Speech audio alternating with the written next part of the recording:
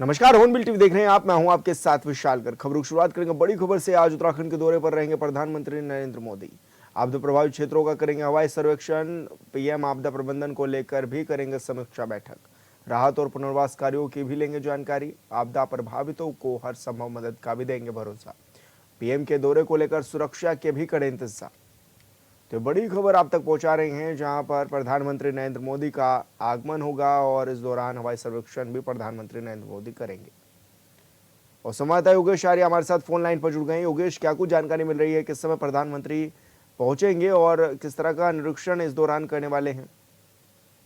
देखिए विशाल, आज उत्तराखंड के दौरे पर प्रधानमंत्री नरेंद्र मोदी रहने वाले हैं और आपदा प्रभावित क्षेत्रों का वह हवाई सर्वेक्षण करेंगे। इसके साथ ही हवाई सर्वेक्षण के बाद वह राहत और पुनर्वास कार्यों की जानकारी भी लेंगे और आपदा प्रबंधन को लेकर समीक्षा बैठक करेंगे। उच्च स्तरीय अधिकारियों के साथ और राज्य सरकार के साथ जो है चर्चा होगी कि आपदा प्रभावित लोगों के किस तरह से काम किया जा रहा है, किस तरह से उनके लिए राहत बचाव कार्य किया गया, पुनर्वास के कार्य किस तरह से जारी किए गए हैं। उसके साथ साथ जो है हर संभव मदद का भरोसा कहीं ना कहीं आज प्रधानमंत्री हवाई सर्वेक्षण के दौरान और अधिकारियों के साथ बैठक के बाद देंगे। दौरे को लेकर अगर हम देखें तो कड़ी सुरक्षा के इंतजाम जो है वो कर लिए गए हैं और आज जो है सबकी निगाहें जो है इसी पर डटी हुई है कि आज प्रधानमंत्री नरेंद्र मोदी हवाई सर्वेक्षण के बाद उत्तराखंड को किस तरह का पैकेज दे सकते हैं। तो निश्चित तौर पर आज का जो दौरा है बेहद महत्वपूर्ण माना जा रहा है। आपदा प्रभावित लोगों से जो है कहीं ना कहीं ये भी माना जा रहा है कि जो रिटायर्ड लोग, कुछ लोगों से वो मुलाकात भी कर सकते हैं कि आखिरकार किस तरह से वहाँ राहत बचाव कार्य चल रहा है, किस तरह की उनकी पीड़ा है, किस तरह का मंजर वो था उस वक्त, तमाम जानकारी वो है उनसे ले सकते हैं। और इसको लेकर के तमाम जो व्यवस्थाएं हैं वो की जा रही है। मुख्यमंत्री पुष्कर सिंह धामी भी बैठक में मौजूद रहेंगे, तमाम जानकारी देंगे। आपदा प्रबंधन की ओर से जो प्रेजेंटेशन बनाया गया है वो भी दिखाया जाएगा। यानी कि तमाम तैयारियां हैं। अब देखना है कि शाम 4:15 पर जब प्रधानमंत्री नरेंद्र मोदी पहुंचेंगे, उसके बाद जो है 5 बजे तक हवाई सर्वेक्षण का करने के बाद वह अधिकारियों के साथ बैठक करेंगे। तो निश्चित तौर पर देखना होगा कि आज किस तरह का पैकेज जो है उत्तराखंड को मिलता है। योगेश, हाल फिलहाल में ये भी देखा गया कि एक टीम भी केंद्रीय नेतृत्व की तरफ से आई थी, जायजा लिया गया और उत्तराखंड सरकार ने भी पूरा अपडेट लिया कि कहां पर कितना नुकसान हुआ है। 5700 करोड़ रुपए की अपील भी की गई है केंद्र सरकार से। तो आज किन किन विषयों पर और चर्चा हो सकती है, क्योंकि ये सब विषय तो हैं ही? देखिए बिल्कुल, अंतर मंत्रालय केंद्रीय समिति टीम जो है वो पूरे नुकसान का आकलन करने के लिए यहाँ पर पहले ही पहुंच गई थी। वो जो है तमाम इलाकों में जाकर जहाँ पर आपदा आई है, जहाँ पर चाहे वो उत्तरकाशी का धराली हो, चाहे वो चमोली का थराली हो, जहाँ पर जो है क्राउड ब्रस्ट हुआ है। तो निश्चित तौर पर ऐसे इलाकों में जहाँ पर काफी नुकसान देखने को मिला है, वहां पर जो है वहाँ के स्थानीय अधिकारियों के साथ मिलकर उन्होंने तमाम आकलन करने का प्रयास किया है। और निश्चित तौर पर जो टीम आई है, जो क्षेत्रीय विधायक है, उन्होंने भी अपनी जानकारी दी है कि कहाँ कहाँ पर कितना कितना नुकसान है। वो पूरी अपनी रिपोर्ट तैयार कर चुकी है। जो रिपोर्ट जो है उनको शासन को भेजने हैं। उन्होंने मुख्यमंत्री से भी मुलाकात कर उस पूरी रिपोर्ट को दिखाया है, अधिकारियों के सहयोग पर धन्यवाद भी दिया। तो निश्चित तौर पर महत्वपूर्ण है क्योंकि केंद्र पूरा आकलन जो है वो कराता है कि आखिरकार जितने नुकसान हुआ है, आखिरकार जो पैकेज मांगा जा रहा है उस पैकेज के हिसाब से कितना नुकसान हुआ है। कहीं ऐसा तो नहीं है कि नुकसान का आकलन कम हुआ हो या आकलन जो है ज्यादा करना हो।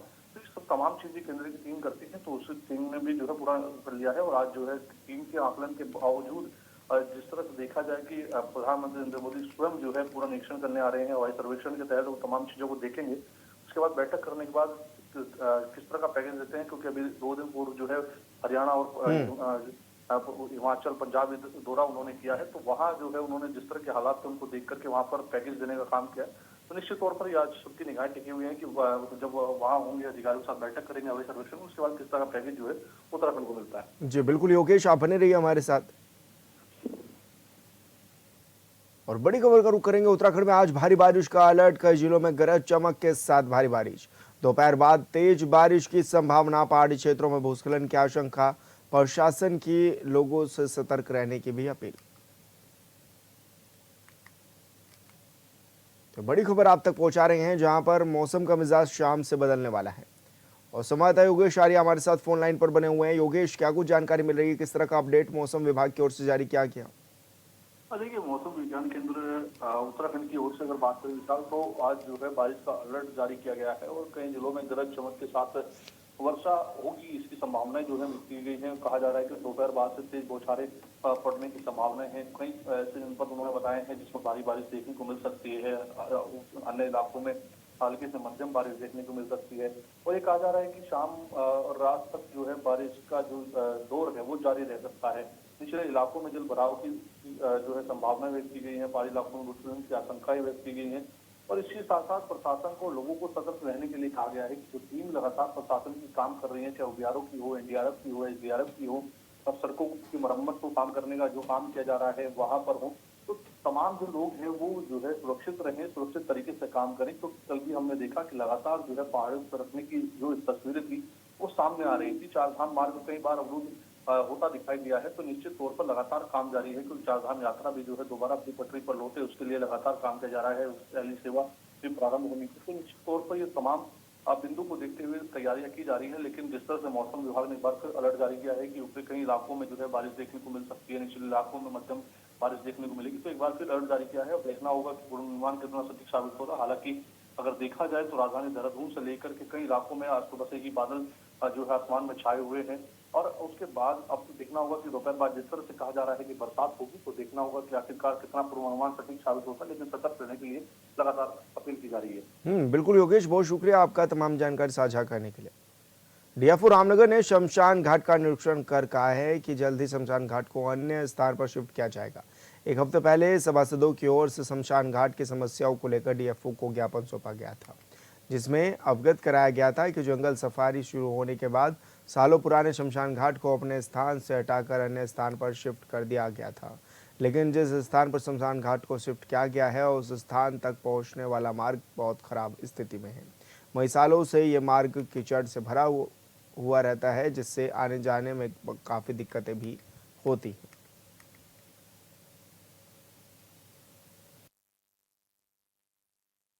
एक कालाढूंगी नगर क्षेत्र की बहुत बड़ी समस्या थी कि इनका जो पूर्वजों से जो यहाँ पर शमशान घाट है उसके रास्ते और कई ऐसे मुद्दे थे, उसको मैं देखने आया था। तो इसमें हमने यहाँ पर मेंबर हैं श्री नेगी क्या वो मेहरा जी, इनके साथ हमने देखा और इसमें हम कुछ बिंदु हैं उसमें हम बैठ के चर्चा करके इसका समाधान निकालेंगे। शहीद भगत सिंह नेगी राजकीय इंटरमीडिएट कॉलेज नरेंद्रनगर में शिक्षक अभिभावक संघ की बैठक हुई है। कॉलेज के प्रभारी प्रधानाचार्य डीएस गौतम ने बैठक में बताया कि शासन की ओर से मिली जानकारी के मुताबिक नरेंद्रनगर में केंद्रीय विद्यालय खोला जा चुका है। इसके लिए बैठक में उपस्थित लोगों ने क्षेत्रीय विधायक और प्रदेश के वन और तकनीक मंत्री सुबोध उनियाल का भी आभार जताया है। प्रधानाचार्य ने बताया कि केंद्रीय विद्यालय के लिए इंटर कॉलेज और उसकी भूमि को भी एक्वायर कर लिया गया है।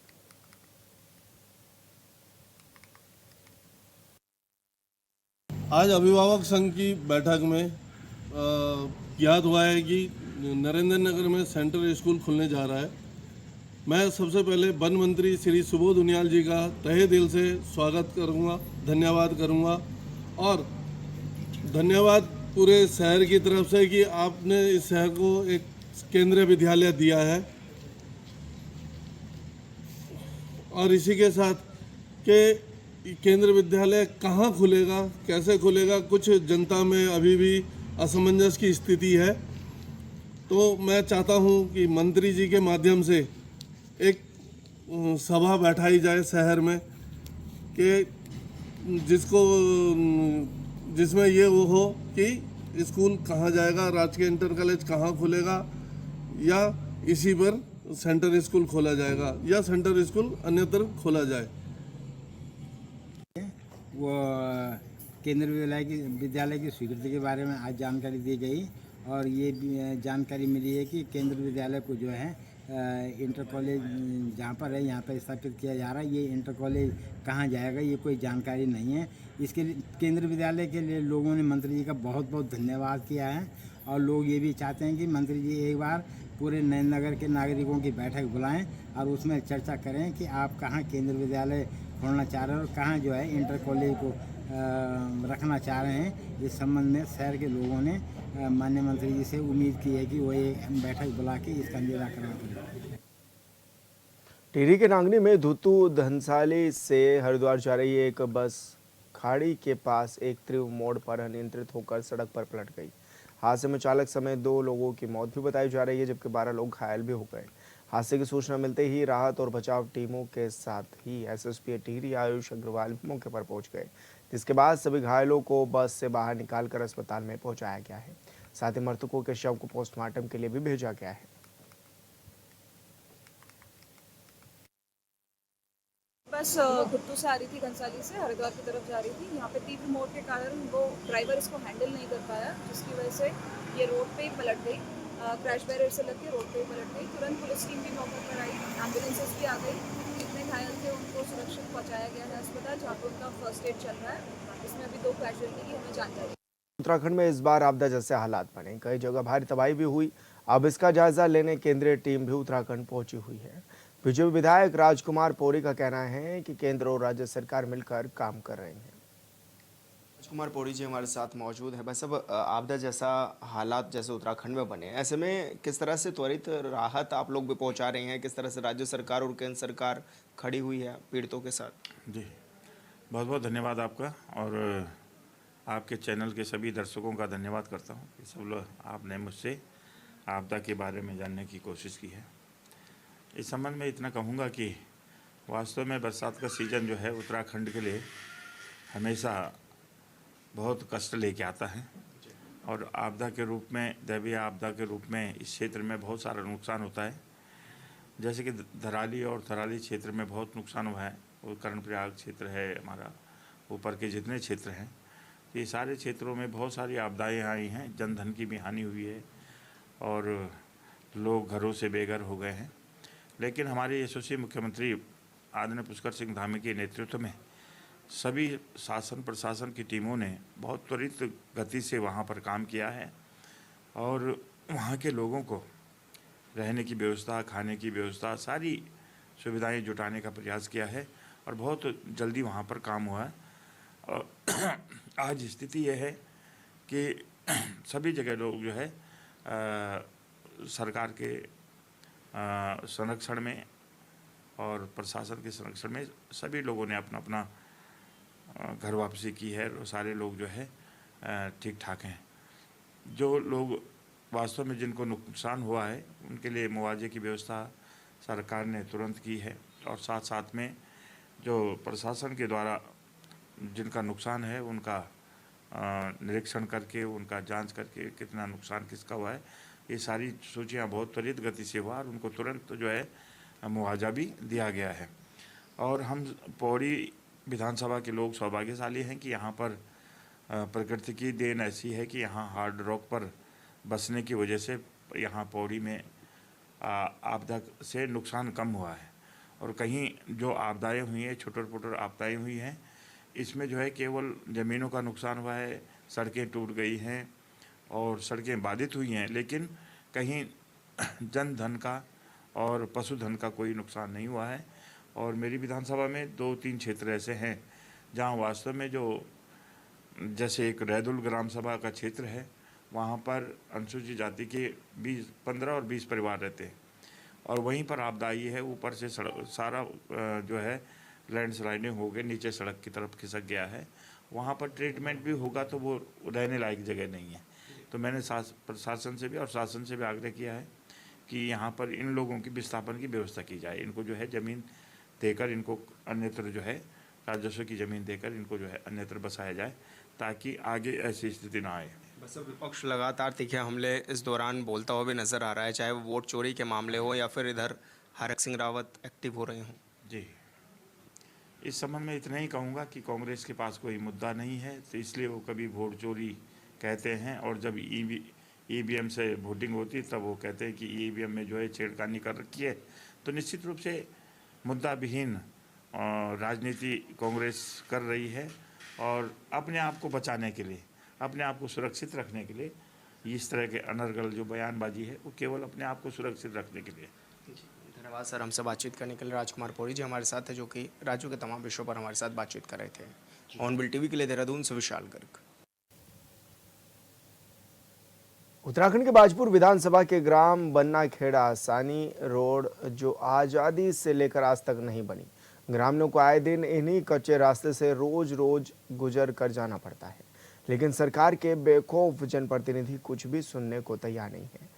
कहने तो बीजेपी भाजपुर से अपने आप को विकास पुरुष कहलवाने वाले नेता प्रतिपक्ष यशपाल आर्य विधायक हैं, लेकिन इसके राज्य में भी ये सड़क बदहाली के आंसू बहा रही है।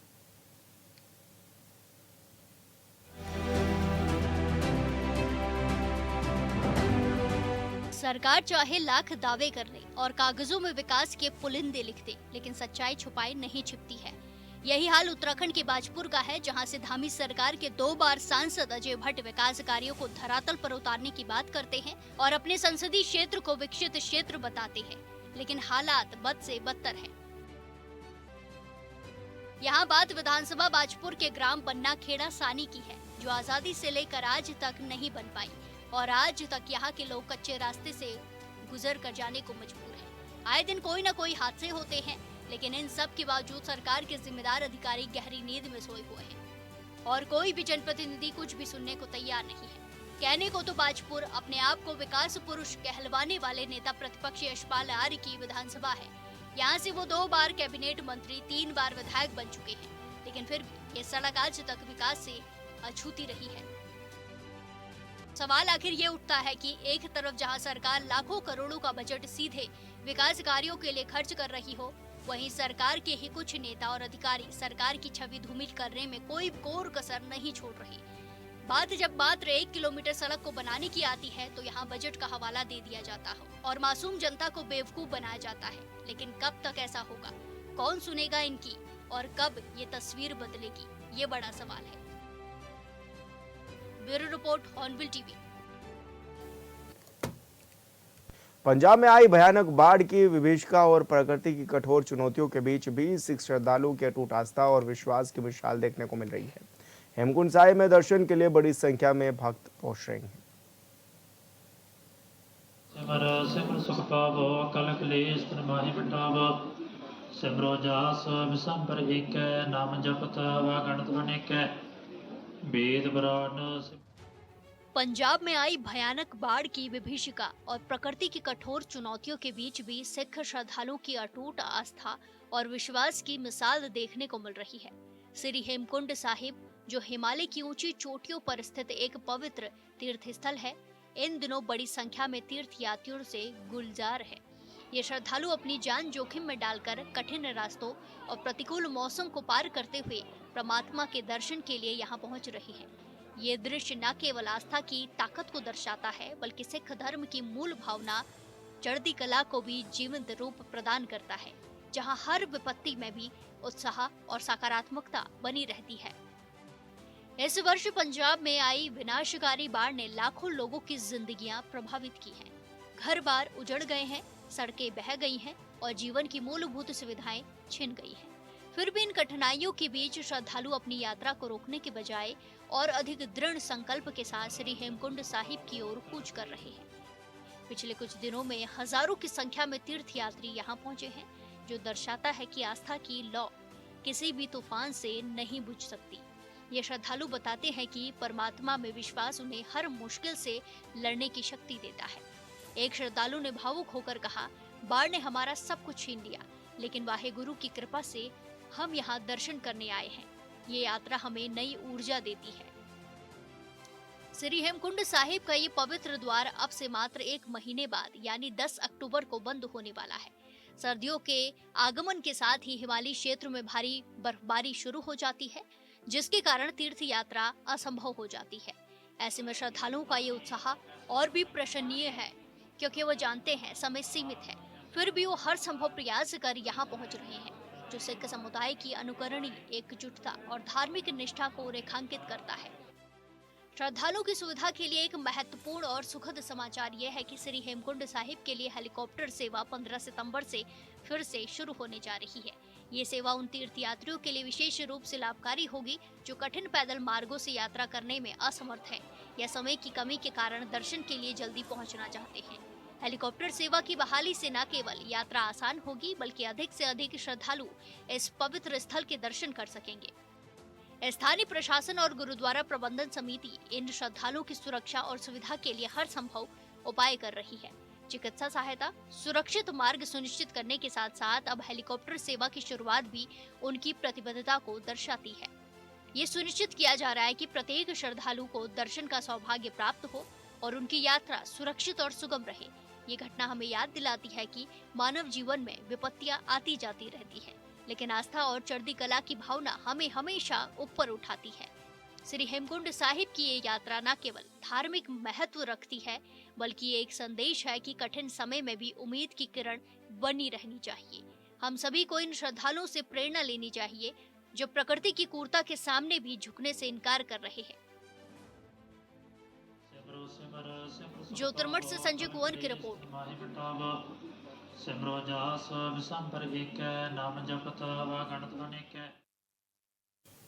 उत्तराखंड सरकार के शिक्षा मंत्री धन सिंह रावत अक्सर मीडिया के सवालों पर बड़ी बड़ी बातें करते हैं। मंत्री का कहना है कि सरकारी स्कूलों को बेहतर करने पर सरकार ध्यान दे रही है, लेकिन सच्चाई तो ये है कि पहाड़ी जिलों में सरकारी स्कूलों में शिक्षकों की भारी कमी है, जिसका असर बच्चों की पढ़ाई पर दिख रहा है। चमोली में ज्योतिर्मठ के एक सरकारी स्कूल में सिर्फ एक अतिथि शिक्षक तैनात है और बच्चों की संख्या काफी अधिक है।